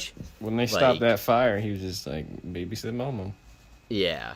He feels like, and it would make sense, that he feels kind of useless, and it's good that they acknowledge that. So, yeah, I didn't think there was anything spectacular with him, but they gave him some good moments. Where Zuko, you predicted he'd turn, good job, or you wanted him to turn, good job. Each character had their own adventures with them. I feel like Toph was kind of snuffed, even though they played it off as a joke. It was like, they just cut to it, and it was just like, even though, I ran away as a kid, I still love my family, and it doesn't feel like they feel the same way. They're just kind of trying to protect me, and Zuko was like, Yeah. They were trying to find Aang, weren't they? Yeah. Maybe. Yeah, I think so. They split up to find Aang. Is his heel turn, and I've already talked about Zuko enough, but I only have one more question about him. Is his heel turn believable? Absolutely. All right. I think absolutely it is. It's been building for the entire show. Mm-hmm. And also, one of the things that really sold that was the way he is after his turn. Like, we talked, I think, a bit about the, like, happy Zuko in season 2 that they have for a minute, and we were both kind of like, that's, yeah, like, that was just weird. But this is not, like, good Zuko is not happy Zuko. He's, like, he still feels like him, but good. Yeah, he's still angsty. He still is, like, he gets really frustrated when he can't firebend and all that, and he brings a new perspective to the group. Like, he disagrees with the other characters still when he's in the group, and that's great. Like Vegeta and Goku, he's kind of just like, the whole time. It's like, we got to take everything more seriously. Yeah, and I love that aspect. Yeah, well, but that's him. Like, he's not a fun person. it would have felt really weird if he all of a sudden was like, I don't know what they would have done with him if he was like surfing next to Katara or something. Like, you can't do that. It's Zuko. Yeah. He's not going to do that. But, you know, he still was like fighting for good, and we've felt that conflict with him the whole time. We've seen him go extreme the other way, where he's reverted to like, and they spent the time with it. I think there was an episode where he was like, I'm back in the Fire Nation, my father accepts me, and I don't feel what I thought I would feel. This is, I guess this isn't what I want. But it also, like, it wasn't immediate. He wasn't like, oh, this isn't what I want, now I'm going to go. He was like, this isn't what I want. What the hell do I want? And then it spends a couple episodes with him like, like, I'm just in a bad place. And then he commits. I thought his arc was kind of perfect. I believed it, yeah. Okay. Oh, you were just about to ask that, weren't you? Yeah, well, because I figured if you asked that, maybe you didn't. But No, I believed it. Okay. Yeah, they built up to it way, not even too much, just a good amount. Yeah, it was believable. Everything you said. All right, what else you got on Zuko? I liked having him with the group. I think we already mentioned that. Him losing his firebending, good beat. Kind of reminded me of Magneto in X-Men First Class, where like he needed anger to use his power before then, and now he's kind of realizing it's not the only way. Oh, when he turned that giant ass satellite? Yes. And he started laughing. That's one of my favorite scenes in the X-Men series. But yeah, it was kind of the same thing with Zuko, where he's used to being all angry, and that's the only way he can bend. And then now that he's kind of trying to get away from that hateful lifestyle, he has a hard time with it. And I liked that they did that. Because it gives consequences to his action, and that was good. Him and May. That was kind of fun initially. The moment that I think I laughed out loud when it happened, when it was, I don't hate you, I don't hate you too. I was like, oh, you know it's real. You know it's real when they say they don't hate you. That was hilarious. And then their conflict in the beach episode was like so perfect, like emo couple, like, we don't want to put labels on anything, but I swear to Christ, if you're talking to anyone else. That was kind of perfect too. He was like, what do you think of him? What is your opinion of him? She's like, I barely know him. I don't have any opinion. He was like, you like him, don't you? That was so fun. I don't know if like that's because I think they also spent some time with, like, there might be some real connection there, but also it might be mad toxic. Yeah. You know, this is kind of a spoiler, but they don't stay together, like, permanently, like. How do we know that? Oh, because of Korra. Korra takes place, like, not even 100 years. Aang passes away at some point, and then the new Korra is the new Avatar. And there are still some characters from this series alive in that show. So Zuko mentions at some point, maybe during the show, that he broke up with Mai and he has like a new wife. But yeah, they don't stay together. Okay, not shocked, but I think there's a scenario where it could have worked. Well, I don't know. I think they made sense as a couple, but also not surprised that they didn't stick it out. Yeah, it's like, if it works, cool. If it don't. Last thing with him, for me, I think the best line from him, at least the one that I wrote down, was in the Air Temple episode. No one can give you your honor. It's something you have to earn yourself by choosing to do what's right. I think that line felt very earned from him. That felt like something that Iroh could have said. And the fact that he was mocking Iroh, or trying to quote Iroh throughout the season, and then actually said some stuff like that without even realizing it. That was pretty cool. Go ahead. Yeah. Well, but exactly that. I mean, talking about a silver sandwich at some point and taking a bite out of the silver sandwich, Evan. Oh yeah, I remember that moment. Yeah, but like that I think felt very earned, and absolutely not something that season 1 Zuko would say. Like, he equates honor to finding the Avatar, getting back in the good graces of his father, and now he's realizing, like, after all of this, honor is something that comes from within. And I think it's better that he said it rather than someone saying it to him. But also, if he'd said it, like, at any other point prior to leaving, I think it took leaving for him to realize that. But also, I didn't think he was too self-aware, because sometimes a character will say something wise and you're like, you wouldn't actually say that. And he, I think, would. That was a good moment for him. That's all I have on Zuko, unless you have anything else. Nope. Moving on. We're moving on. Iroh. Swole Iroh. I don't know how to feel about Swole Iroh. It was Swole Iroh, Evan. That was a little weird. Swole Iroh. What did you think of that? It was Swole Iroh, Evan. I'm aware it was Swole Iroh. What do you think of Swole Iroh? I think he was Iroh and Swole. I don't have any opinion on it, Evan. It is what it was. He was Swole. That was just weird. Other stuff with him, at least. Did you have anything else with him? Iroh or Swole Iroh? Because those are two different people. Let's go with just Iroh. Touching moment between him and Zuko in the White Lotus tent. How he was saying he was never angry at Zuko, bro. I felt that during that moment, bro. Oh, I was like, yo, what? I have feeling right now. What is this? I don't like this. And then he's arguably just as strong as the Fire Lord, even though Zuko said he could beat him. Even Zuko said he could beat him. Like, yo, just beat your brother. And then he was like, nah, destiny, history will look at it like family killing family. If it wasn't for that, Iroh definitely could have killed the Fire Lord, because he said family killing family. So I'm like, oh, Iroh would have killed him. Word. He definitely could in his prime, I think. Like when they called him the dragon of the West, Iroh. Not Swole. Well, Swole Iroh could take down the Fire Lord without firebending. But I think he definitely could have taken the Fire Lord in his prime. Especially if they're both heated by Sildon's comment. Mm-hmm. And Ming, the prison guard that treated him nicely, fun fact, was voiced by Serena Williams, who was a fan of the show. Oh, really? As in the tennis player? Yeah. Wow. Yeah. That's cool. Swole Iroh, Evan. Yeah. Come check out my pics. What the hell? He might say that. How much do you lift, bro?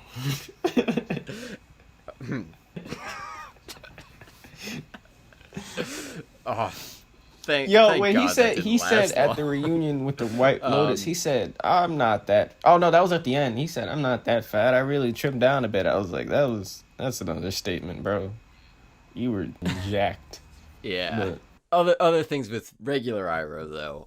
I actually kind of liked how little we saw of him, because I think it emphasizes how much influence he's had on Zuko throughout the show, that Zuko is kind of able to think like, oh, what would Uncle do?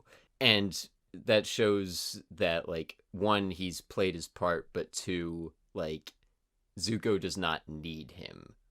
So I think both of those things are important. Yeah, he did say in the tent that he found his way on his own. Yeah, and again, that reunion scene was amazing. The voice acting, bro, on point. Mm-hmm. I mean, nothing else really with him. The White Lotus group that he was in, they're badass. I liked them. They took down Ba Sing Se on their own, bro. They were like, y'all trying to take back this Earth Kingdom city? They were like, word. All right, let's get it. Like, how? Well, I know how, but Jesus Christ, 4 dudes was just like, damn. I mean, I know they had help, but like, still. Anything else on Iroh or Swole Iroh? Nope. The Melon Lord Toph. Yes. She learned sandbending.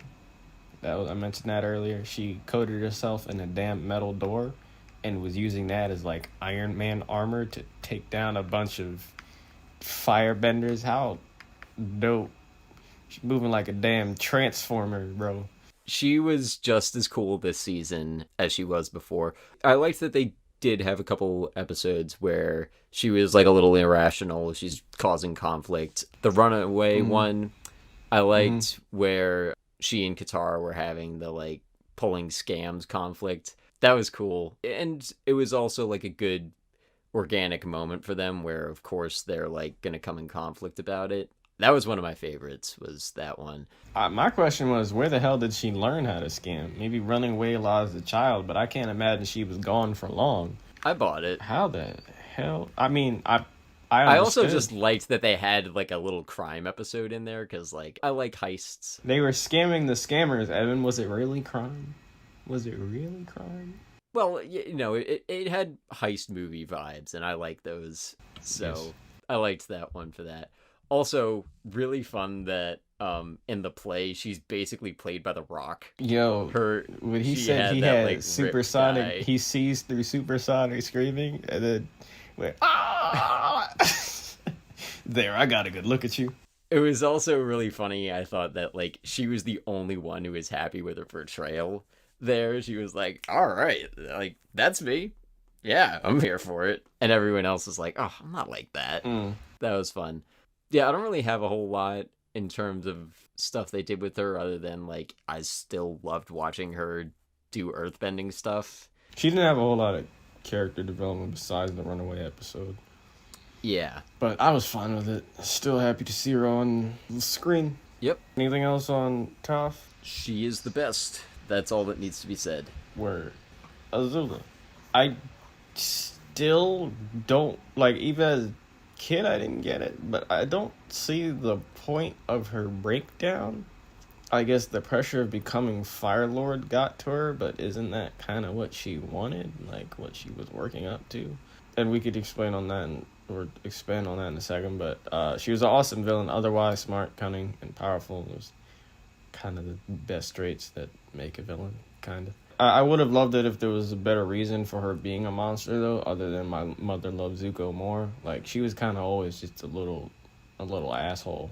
Yeah, the breakdown. Why?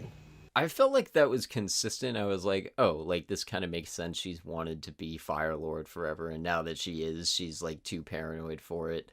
I didn't think it was inconsistent. Was it necessary? Maybe not, but... yeah. Did you have more on that? No, I was just confused. Maybe somebody else, and if you're listening and you know why she did that, tell us. Okay, well, my question with her is, because I feel like she's maybe, like, I don't want to say, like, the worst character in this in terms of, like, being constructed well, but I actually might believe that, but do you think this show is unfair to her? Like, the last thing we see is her, like, thrashing around in her chains, and she maybe felt a little bit too inhuman, a little bit too one note, I thought. Like, I think they had room for some nuance with her, but they kind of just had her be generally menacing and evil, and I don't know, it felt like they did kind of that arc with Zuko, and like you're saying, you know, I didn't feel like we needed backstory with her. But I did feel like, you know, I think we mentioned this last episode, like nature versus nurture with her and Zuko. Like, why is one so full on evil and one is human? Yeah, or at least capable of redemption. And there was a little bit of a hint, I think, this season that Azula maybe could have. With that beach episode. Yeah, with the beach episode. And she apologized to Ty Lee immediately when she made her cry. Like, I was like, oh, wait, what? Did you just apologize?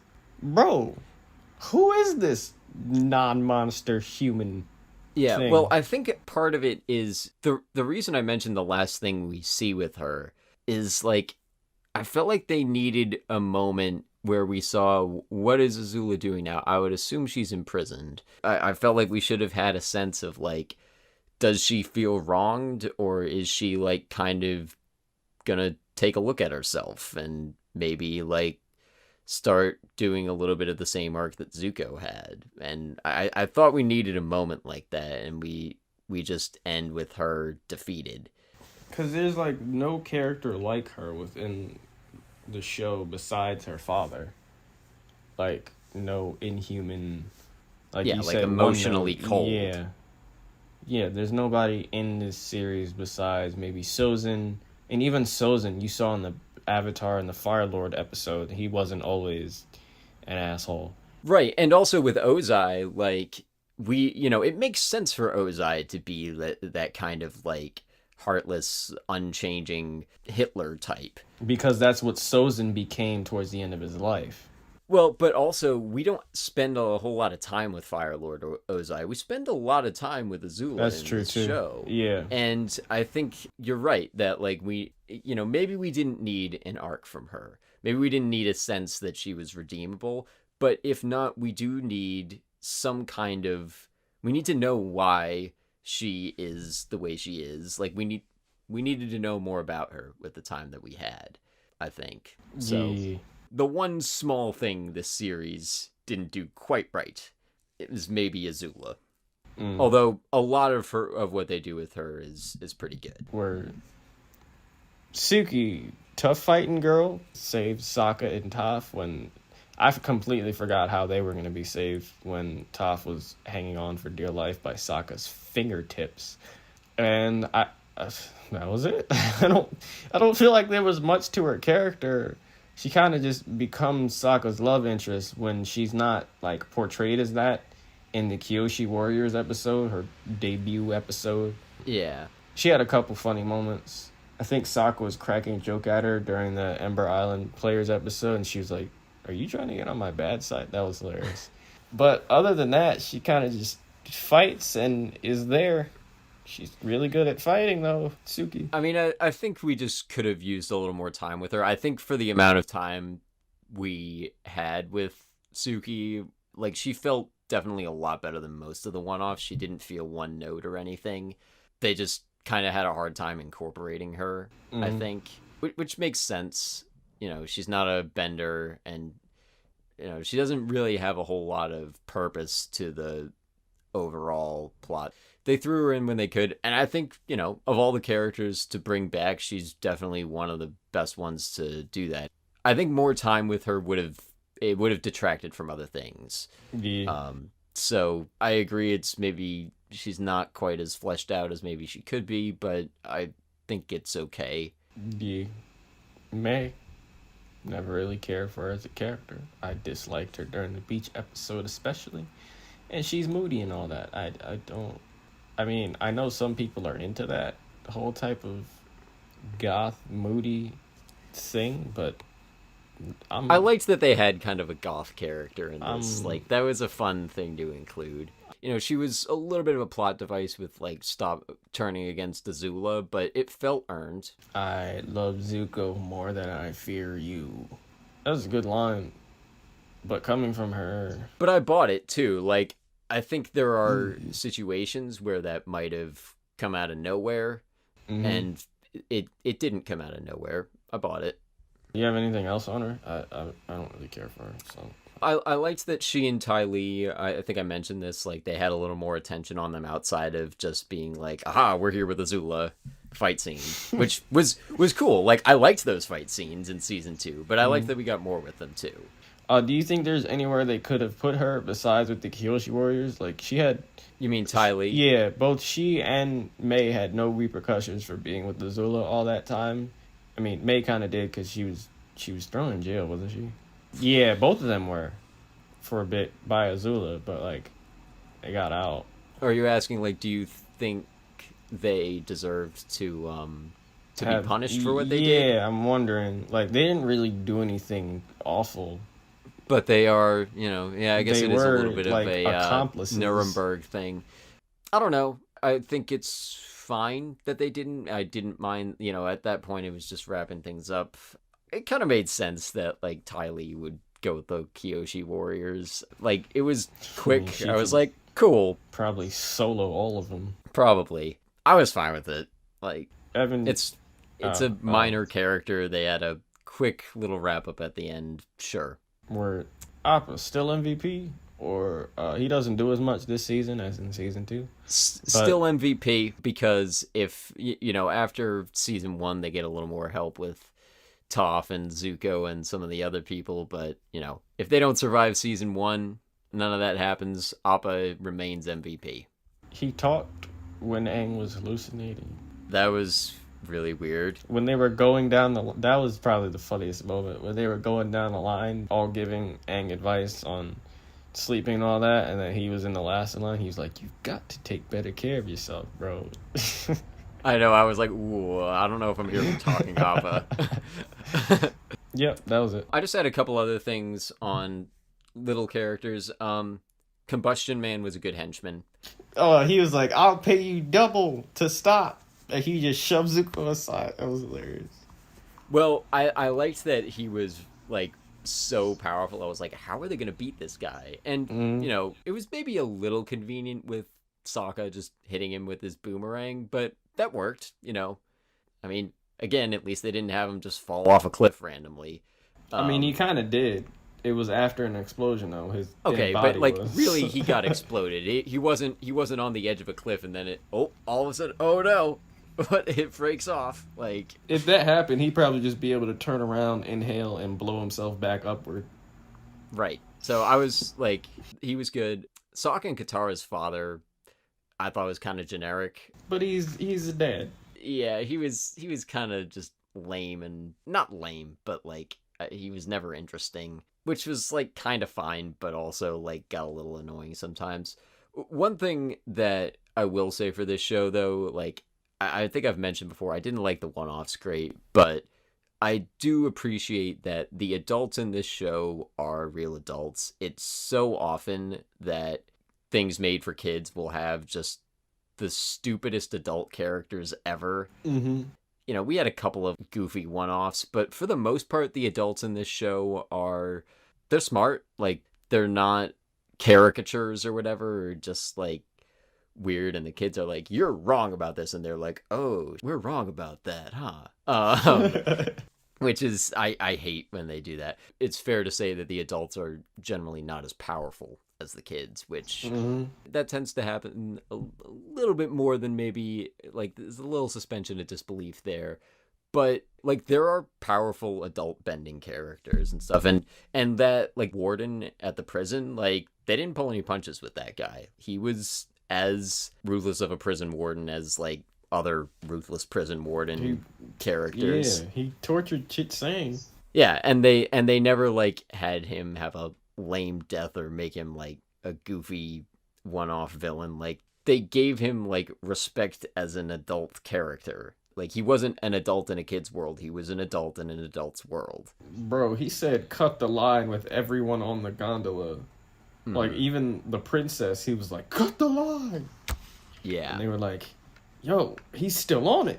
He's not going to survive that. And he was like, he knows that. Come on, man. Yeah. Other stuff. Momo versus Appa. The samurai fight. That was kind of fun, but also, like, What again, really trippy. That, bro, alright. That's it. That's all I have to say on that. I just wanted to mention it.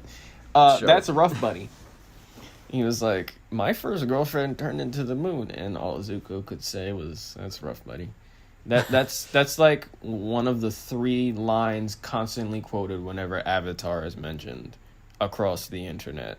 People find that line so hilarious. I did at first as well.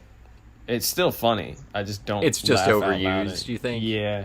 I just don't laugh out loud every time I see it. I kind of feel for Zuko in that moment. Like, what in the hell are you supposed to say to somebody that tells you they're girl? And in a world like that, that's, you know, I feel like he believed it. Like, you have to kind of believe that with all these spirits and people controlling the elements and stuff. But somebody in real life, he was also there for it. Oh yeah, kind of a little bit. Like, imagine somebody in the real world said that to you.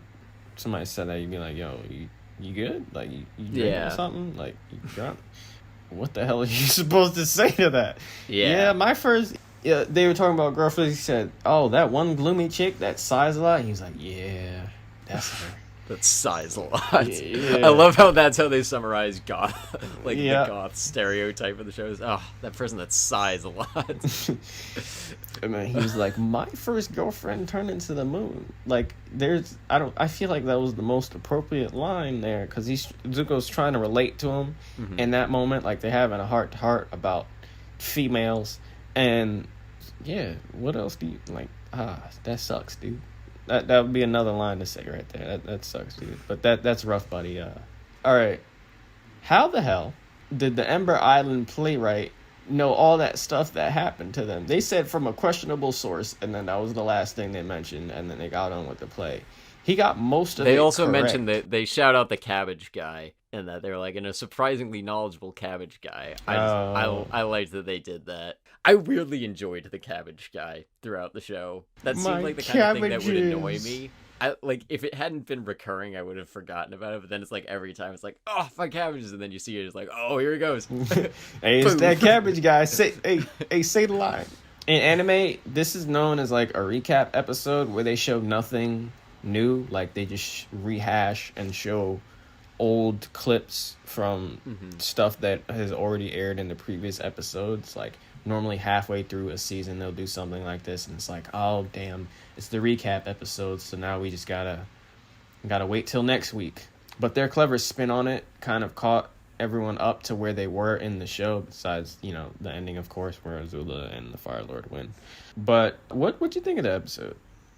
I was expecting not to like it, but I kind of thought that play was good. Like, it showed kind of the caricatures of them, and it kind of makes you appreciate that they do have nuance with these characters, because when you see like their caricatured versions, it's like, yeah, they aren't just that. My name's Tough, because it sounds like tough. Yeah. I also really enjoyed like their mostly Katara and Aang's actors in that. God. How Aang's actor is just like that perfectly generic, over the top theater kid who's like, yeah. Also, Katara's actress is like if it had been a musical, you know, like she would have had the big song in that. Yeah. I appreciated that. I thought it was fun because you see those types of actors in plays all the time that are just like a little too into it in a way that's not believable. One of my favorite lines delivered, like the way it was delivered by the actor, was Father, the Avatar and Zuko are on the way. They're trying to stop you. Oh, yeah, that was Azula's actress, right? Oh, bro. Yeah, I really like that. Besides the whole Aang and Katara jealousy thing, like, that episode's... I didn't realize that was the episode before the finale. Once I saw the list of episodes, I was like, oh, wait, the Ember Island players of the last... I thought it was way before that. But... hilarious. They were kind of like the writers making fun of themselves as well. Yeah. Now, the final thing I have to say or ask you, and we'll get into the lessons right after. Did the ending feel complete? For me, I felt like it was a really satisfying ending. It was never like the show, like from the real life point of view, was never canceled or discontinued. It feels like they had what they needed to complete the show in its entirety. It felt like it never overstayed its welcome. Like, oh, we still gotta fight. We couldn't beat the Fire Lord during Sozin's comment, so now we got a whole another 6 seasons to go. It felt like it had been written from start to finish since the beginning, pretty much. Like, it felt like they had this whole show mapped out before they even got it on the air. Except the lion turtle spirit bending thing. For me, personally, it did not feel like that was planned. Maybe they had originally made it so Aang was supposed to kill the Fire Lord, but it was like, we can't do that for a kid's show. Maybe the network stepped in and they were like, yo, you can't do that for a kid's show. I could see that happening, yeah. Yeah.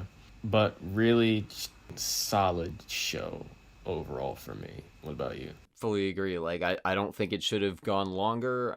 Except, like, I would have maybe taken a little bit more, 2 more scenes for the denouement. But for the most part, yeah, it did what it needed to do, and then, you know, I don't think we should have had a tease of, like, oh, maybe this other thing is going to happen. No, I think it was good to... a little bit with the mother thing. Where is my mother? That continues in the comics, though. They have comics. I have a whole bunch of them on my watch later on YouTube, because I actually don't know what happens in the comics. I think Azula gets out. No. They explain what happened during the Azula versus Suki fight scene, I think, during one of them. Okay, well, in any case, to answer your question, I think it did feel complete. Mm-hmm. And mostly because, like, it felt earned, like I was talking about at the beginning with Aang's conflict of whether to kill Sozin or not. That felt like the thing that this was all leading up to, and they did that. Mm-hmm. So, more would have been forced. Mm-hmm. Yeah, it felt earned. Like, it Like, this was really good, especially for a kid show. I imagine it would have that much more, like, I know it has a lot of fans now, but I imagine it'd have that much more, like, impact on the world of any show if it were, like, the more adult version, like you were thinking. It might not have been as popular because a lot of the fans saw it as children, and we were like, whoa, it's coming to Netflix? Oh, we gotta rewatch that. That's what every fan was saying that had seen it before. But if it was that adult show, I don't know how well it would have done as far as the fans go, but as far as like storytelling, I felt like it could do a lot more if it was like that. Not necessarily mature, but like made for teens or something like that. But really just freaking fantastic. Agree. Okay, so just to wrap this up, since we did this whole series, I wanted to do the same thing we did with Pirates and take a look at lessons we're going to take from the whole series. I threw in like life lessons and writing lessons for this one. Pirates, we agreed there was not a lot of life lessons to take from that. Don't be a pirate. Or be a pirate. I don't know. Like they don't know either. They don't know either. So I'll start with a couple life lessons because there's less of those, I think. I don't know about life lessons, but like good thematic philosophies. Mm-hmm. First one, working on yourself, developing skills, processing emotions, and like working out interpersonal conflicts can be a heroic act. That feels like a theme of the show. Oh, that's good. I kind of felt that throughout it. That's also kind of like the way I'm viewing Inception at this stage. Mm-hmm. And that's a thing that I think plays into Harry Potter also. Life lesson 2, be a badass. Just be tough. Yeah, I was just gonna say, just be tough. Everybody just be tough. Don't blind yourself, but be a melon lord. Be a melon lord. Be a cool earthbender. Next one, little things are not little. And like doing good in smaller daily situations can lead to bigger change over time. I felt that when I was watching like the beginning of this season, because I was like, I don't want filler anymore. I want big plot things. And then they had those couple episodes where they did kind of back to like the season 1 roots of it, where they were like, this village is in trouble, let's help them. At first I was frustrated, but then I was like, that's kind of a good thing for them to do. It's not just like we have this greater good that we're working toward, because I think a lot of series get lost in that. Mm-hmm. And that's like a very true to life thing of like, we don't have time to deal with that. We have bigger things to worry about. Well, maybe they're not as big as you think. And also like, I liked also the way some of like the little things that they did before would come back later in the invasion episode, where they had like the best of Avatar characters with like that group of one-offs that they fought with. That was kind of like, the good things they had done for those villages kind of came back and came full circle. Swamp people yeah, that was kind of a theme. Sort of tied in with that, big picture things and situational things are both important. I think you felt that most in the Painted Lady one, where it was like, we need to help these people now. Mm-hmm. But also like Sokka saying, our main responsibility is get there and beat the Fire Lord, because if not, like, we can't waste our time doing that. And again, like, I think that's a day-to-day conflict that the world kind of faces, or it feels like we face living in a very global world. Last 2, walk toward things that revolve around you. That's kind of the theme of this with Aang, like facing the Fire Lord and being really afraid of it. He still does it. It's not like simplistic, but it's not like super nuanced. It still is a resonant theme though. And that was a good thing. Last one, I think this is maybe the thing that the show posits more than anything else, is that you are what you do, you're not what happens to you. That's kind of the contrast they have with Zuko and Azula. So those were like, I thought this show had some really good themes in it. So I kind of wanted to call out the big ones, or at least the like thematic messages it seemed to have textually in it. Writing lessons. There's a lot more of these, I think. I'll try to run through them quickly, but I want to give voice to several of them. First one, if you have space, use it to include nuance for your characters. And if you can, give supporting characters attention, not at the expense of your protagonist, but acknowledge it. I thought this show did a really, really good job with that. Because sometimes, like, I think I've mentioned this about the MCU, I get frustrated with how much time we spend with these characters, and then also how little we know about them. Mm. I thought this show used its time really well with, like, how good it does with its characters. Like, we get a lot of nuance for everyone. Mm. Building on that, next lesson, acknowledge your character's emotions and give time to them. Sometimes you don't necessarily need to, like, have that episode where Sokka does his training with the sword master, or Katara goes and takes revenge on her mother's killer, or tries to. Like, those aren't necessary, but they absolutely add. Mm.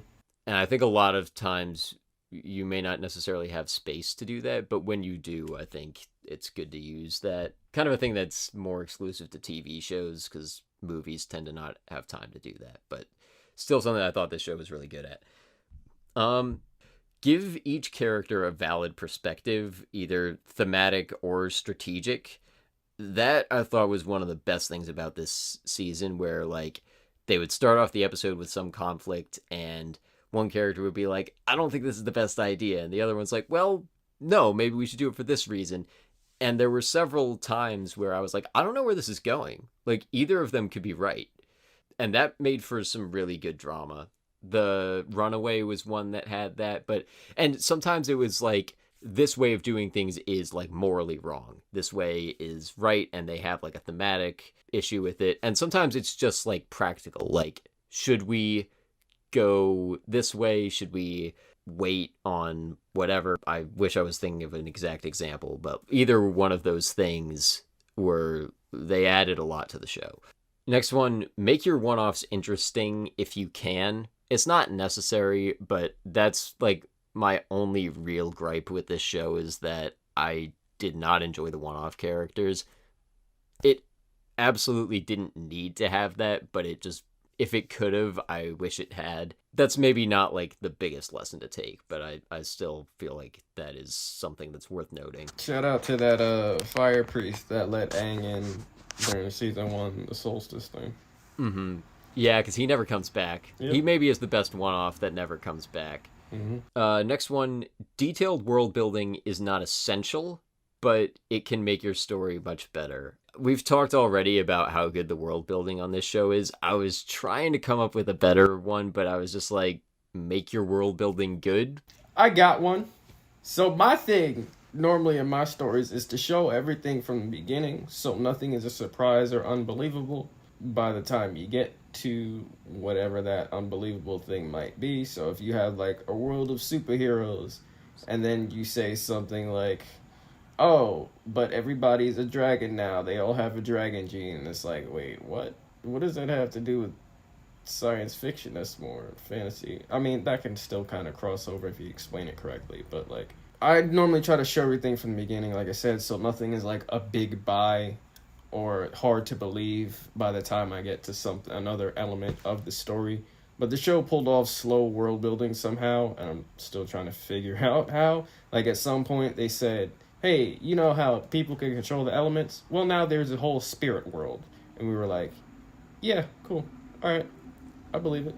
I think maybe this wasn't going to be a lesson, but I think maybe this is a lesson to take for world building.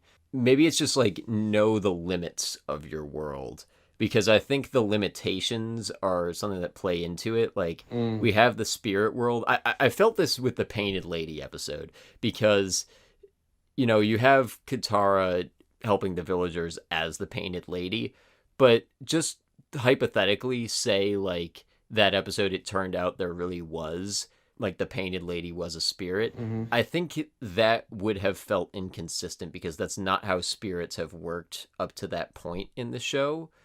So I'm not exactly sure what to take away from that, but I think there is something that they're doing in the world building that causes that feeling of, like, if there had been a real spirit at work there, that would have been wrong. I think it's the fact that it's not set in the real world. You can tell it's not set in the real world. You can tell it's fantasy, because one of the first creatures you see is a giant flying bison with tattoos and 6 legs. Yeah, but like we've said, it can get fantastical, but that doesn't mean everything is fair game in this world. Right. So I think my lesson for this maybe is like, just know the limits of your world. Yeah, don't. I don't know. This show does such a good job with world building. I'm just imagining, and I still need to figure out how, but like, I'm just imagining like at the end with the Fire Lord and Aang squaring off. Like, what if Aang just pulled out a gun and was like, "Yo." Like, that's an example of not good world building. You have never seen any type of tables have turned firearm. It was like, call the ambulance, but not for me. Oh, that's like the Monty Python ending. The police suddenly show up during the fight. All right, let's break this up, guys. Yeah. That was the Holy Grail movie, right? I haven't seen that in its entirety, but that looks hilarious. Yeah, that's bad world building. If you're in a fantasy world, don't have at the end when nobody's using a gun. Like, you can have guns in your fantasy world, but if nobody has used a gun or even mentioned the word gun throughout the entire series, and then the monk protagonist, pulls out a blicky on the villain of the series, it is like, yo, that's it, you done with your firebending, I'm gonna kneecap you. Like, that. Yeah, but I want to talk about the ending for a second with this, because what Aang does, like taking away the Fire Lord's bending powers, that wasn't something that we knew could happen, but yet it feels like it could. Yeah, the spirit bending. So, like, there is something in the world building there where, like, there's a limitation that we just feel for some reason. Oh, why the spirit world worked? Because the whole Avatar thing, the generational thing, they were all spirits, the past lives and all that. And then, there's a whole spirit world beyond that. That's why you talk to Roku. That's why it worked. I just figured that out. Sorry, go ahead. That's a good lesson for it. Like those elements feel like I think it makes sense. Like, you tie those elements together. It's not like the Avatar exists, the spirit world exists. They're not separate. They kind of justify each other a little bit. The Avatar exists because spirits work in this way, maybe. I guess it feels so instinctual. Like, it's so hard to point to something and say, that's why I believe that Aang could have taken away the Fire Lord's powers. I don't feel like there's any moment or element that indicates, like, oh, this could happen. It's just kind of a feeling. Mm-hmm. Whatever they did, it worked. And they get more into spirit bending in Korra, I believe. I think we should watch that for the podcast, especially since neither of us have seen it in its entirety. But I think we're going to take a break from Avatar for a bit. Yeah, I think that'd be good. Mm-hmm. My world building lesson, I guess, based on everything else we said, this wasn't one I had written down, but I'm just going to run with it. Know your world, know the limitations of it. Spend time figuring those out, because clearly they did that here. I wish there was a more concrete one I could come up with, because I think there is something they're doing, but I don't know what it is. You also might want to know where everything is in the world. Like, if your world does not look like ours, build a map of some sort, or at least know. I'm doing that now with one of my fantasy series. I'm trying to figure out how many towns there are, how many regions there are, where each region lies in comparison to the other. Like, they mention something about maybe the southern water tribe or some air temple or something, and then I was like, wait, why can't they just go back? And I was like, wait, there's probably really far apart, like on opposite sides of the world, and that would take a long time, especially if Appa was flying. So I hadn't thought of geography, but I don't think that's a rule that you need for every fantasy world. No, but not if it's something of this size, yeah, then absolutely you need to know the geography. Characters are traveling the damn world, you should know what the world looks like. And that's actually a staple in shonen as well. Like, at some point they'll show what the map of their world looks like, and it's normally never like our world. Okay, yeah. This is sort of like world building, kind of more action lesson though. Use powers and weapons in interesting character specific ways in your action scenes. That was just such a triumph of this show. Like, watching the bending fights, like, they had new strategies that came up, almost every fight there was a new strategy. Again, it felt consistent. I don't know how, but they pulled it off. Like, can you imagine if it was like Marvel, where everybody is just fist fighting each other instead of using that their would have been so abilities? lame. And like fast camera cuts and that would have sucked. But one thing I was thinking of in like the last couple episodes, like I would be interested to see just like a little test run if you had like a bunch of action directors like take a crack at one scene. Like I bet it would be very weird, but for some reason the first director I thought of was like, what does a Zack Snyder Avatar bending fight look like? I don't know if I'd like it, but he seems like someone who would want to try that. A lot of slow motion. A lot of slow motion. Oh, there'd be way too much slow motion if it was Zack Snyder. And Matthew Vaughn. And it wouldn't be as Matthew colorful Vaughn either. uses a lot of slow motion. It'd be like grayish It would blue. be colorful in a different way. Yeah. I don't know what a Chris Nolan action scene would look like. He would never do it, for one thing, because it would require too much CGI. So him trying to do practical effects on a bending fight would be interesting. Have you ever seen The Raid? I haven't. I've been wanting to. I know that's like a really good action movie. I'm imagining. I don't remember I don't know if it was the same director, but the fight choreography from those movies is insane. It's like John Wick, but even better somehow. Like John Wick. Normally, I wasn't thinking. I want to see whoever the John Wick director, Chad Stahelski, I want to say. Yeah. If he directed this, that might be a cool bending fight scene like that. But the Raid, the way, first of all, even the hand to hand is interesting. But when you get to the Raid 2, where they're using guns and knives and bats and stuff, the way they're using each of those weapons so differently but efficiently and brutally. And bro, we might need to add that to the list. You gotta watch The Raid, man. I would be interested to see that. I've heard those are good. Because I would love to see something like that with powers and Avatar, where it's just like, I'm gonna counteract this. Bah, bah, bah, bah, bah. Yeah. I'm gonna grab this fire flame and smack you with it. Yeah. Yeah, I would be interested to see, like, David Fincher doesn't do action movies. I'd like to see a David Fincher action scene with this, though. I bet that would be interesting. What movies has he directed?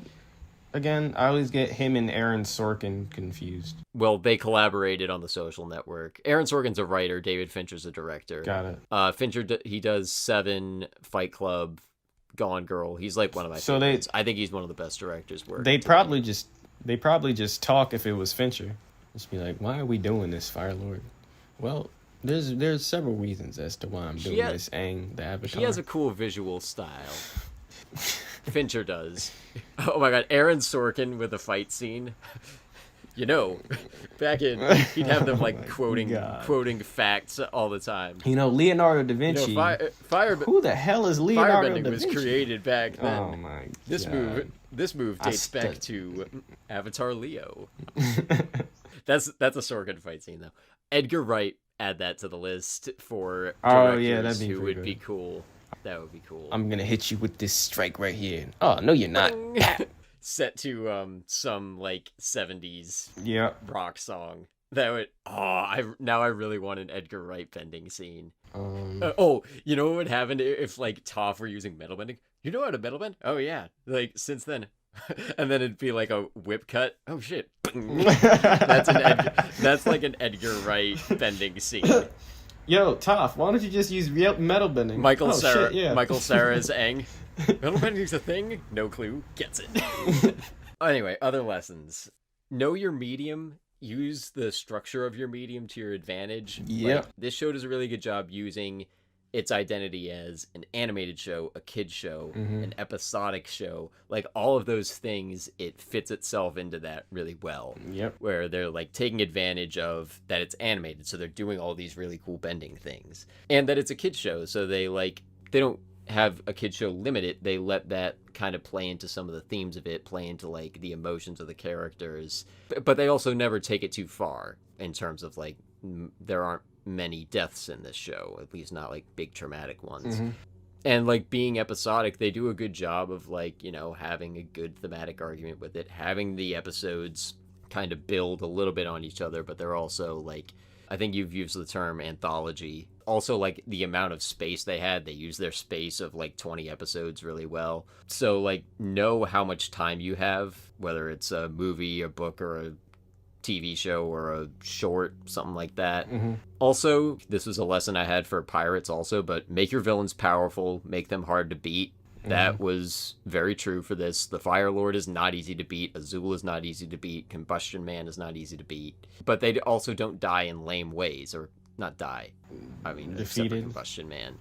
Yeah, they're not defeated in lame ways. Yo, They're defeating them is really, really hard. The Fire Lord felt like a Dragon Ball Z villain, bro. He was, when he initially started burning the land, I was like, yo, we have never seen fire bending on this level before. Maybe, possibly from Iroh, but Iroh even never, I ain't never seen him. He would never take it that far. Yeah, like this man was straight up burning land from his ship. Do you know how high up he was and how powerful that fire needs to be in order to, first of all, just reach the land. Second, completely burn it to ashes from up, bro. You know, yeah, I don't even know if we have like the level of technology to like make that powerful of a flamethrower, like, right, in present day. That is pretty insane. But like, yeah, make your villain that powerful if you can, if you can pull it off. Like, don't make them so powerful necessarily that they can't be defeated, but if you can, like, the best case scenario is make them insanely powerful, but also beat them in a way that doesn't diminish that power.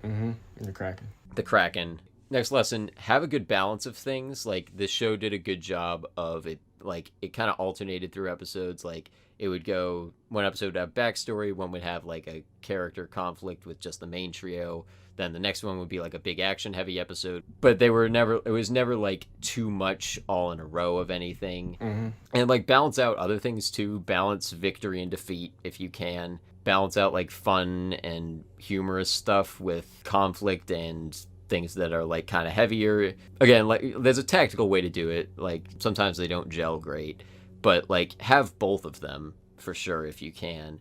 Have there be like inner character conflict, but also have catharsis where, you know, Zuko and Iroh are fighting for a while, but they have moments where they are like, I need you, both of them.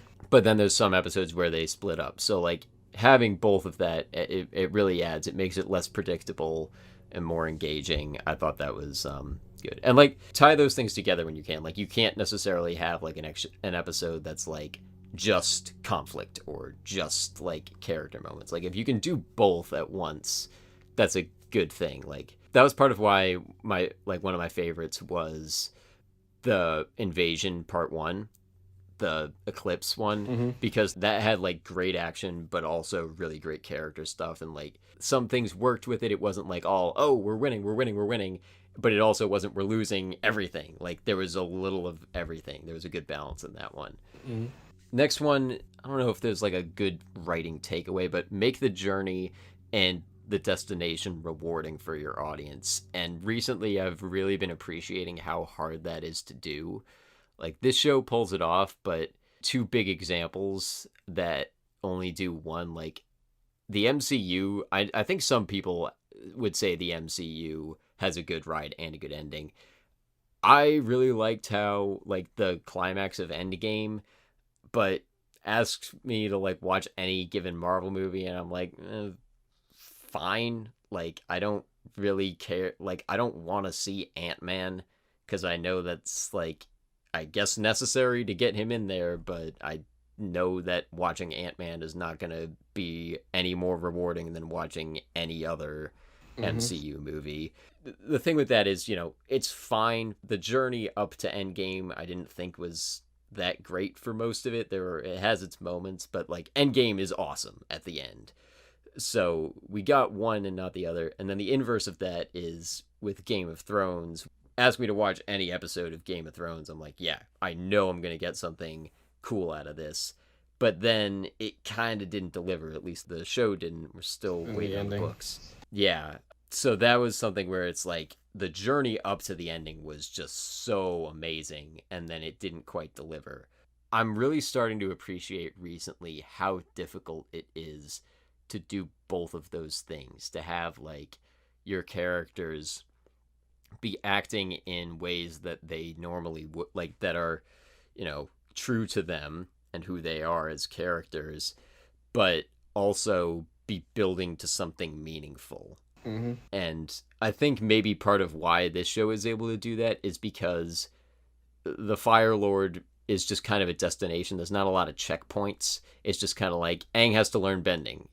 And bending this element. Now he has to learn bending this element. And then, like, the conflicts that come, it's not as if they have to, like, we have to do this, and then we have to do this, and then we have to do this before you defeat the Fire Lord, like, as, like, checkpoint things that will, like, weaken the Fire Lord or something like that. It's, there's no, like, checkpoint MacGuffin, whatever. Because a lot of stories, I think, they have those things where it's like, we have to get the plot here so that we can get it to there. I think they did a good job of stripping that down and being like, Aang has to fight the Fire Lord. That's on the horizon. So maybe that's a lesson there too. It's just a very difficult thing to do, and I'm impressed that this show did it. And last lesson, if moments are earned, it is okay if they are predictable. Not all of my predictions were correct, but, I predicted that Zuko would come and join the group eventually. It's pretty predictable that Aang is going to defeat the Fire Lord, and that Zuko is going to turn in some way, and that Aang and Katara are probably going to get together by the end. So, like, we all know that all of those things are going to happen, but when they do, we're like, yes, it's time. The show has earned this moment. So it's fine that, like, it's doing what is expected because it earned it. Mm-hmm. I think that's maybe one of the biggest lessons I'm taking from this. Not to say that there weren't surprises in this show, because there were, but I think sometimes there is a little bit of an overemphasis sometimes on being like, I don't want to do the expected thing. Like, I want my audience to be shocked at this big reveal. And that can be tempting, and sometimes that is what you want. Like, there are great stories that do that, but I don't think that should necessarily be done with those twisty things at the expense of, like, doing something that gives the story more meaning. Like, say Aang didn't defeat the Fire Lord, and it ended tragically. I know that wouldn't have happened, but let's just say it did. That would have been like, oh, I expected it to happen and it didn't. I'm so surprised. That doesn't give that much more meaning to the rest of the show, though. Like, it really does give it a lot of meaning that he does win. Like, you can't end the show without him defeating the Fire Lord. The point of it is that he had to do all of this so he was ready to. Yes. That kind of is a big lesson, I think. Make things earned instead of unpredictable. But unpredictable's fine. Yeah. Did you have... Those are all of my lessons. Did you have any you wanted to add? Nope. I just have my little world building tidbit, and that's it. Be good at writing.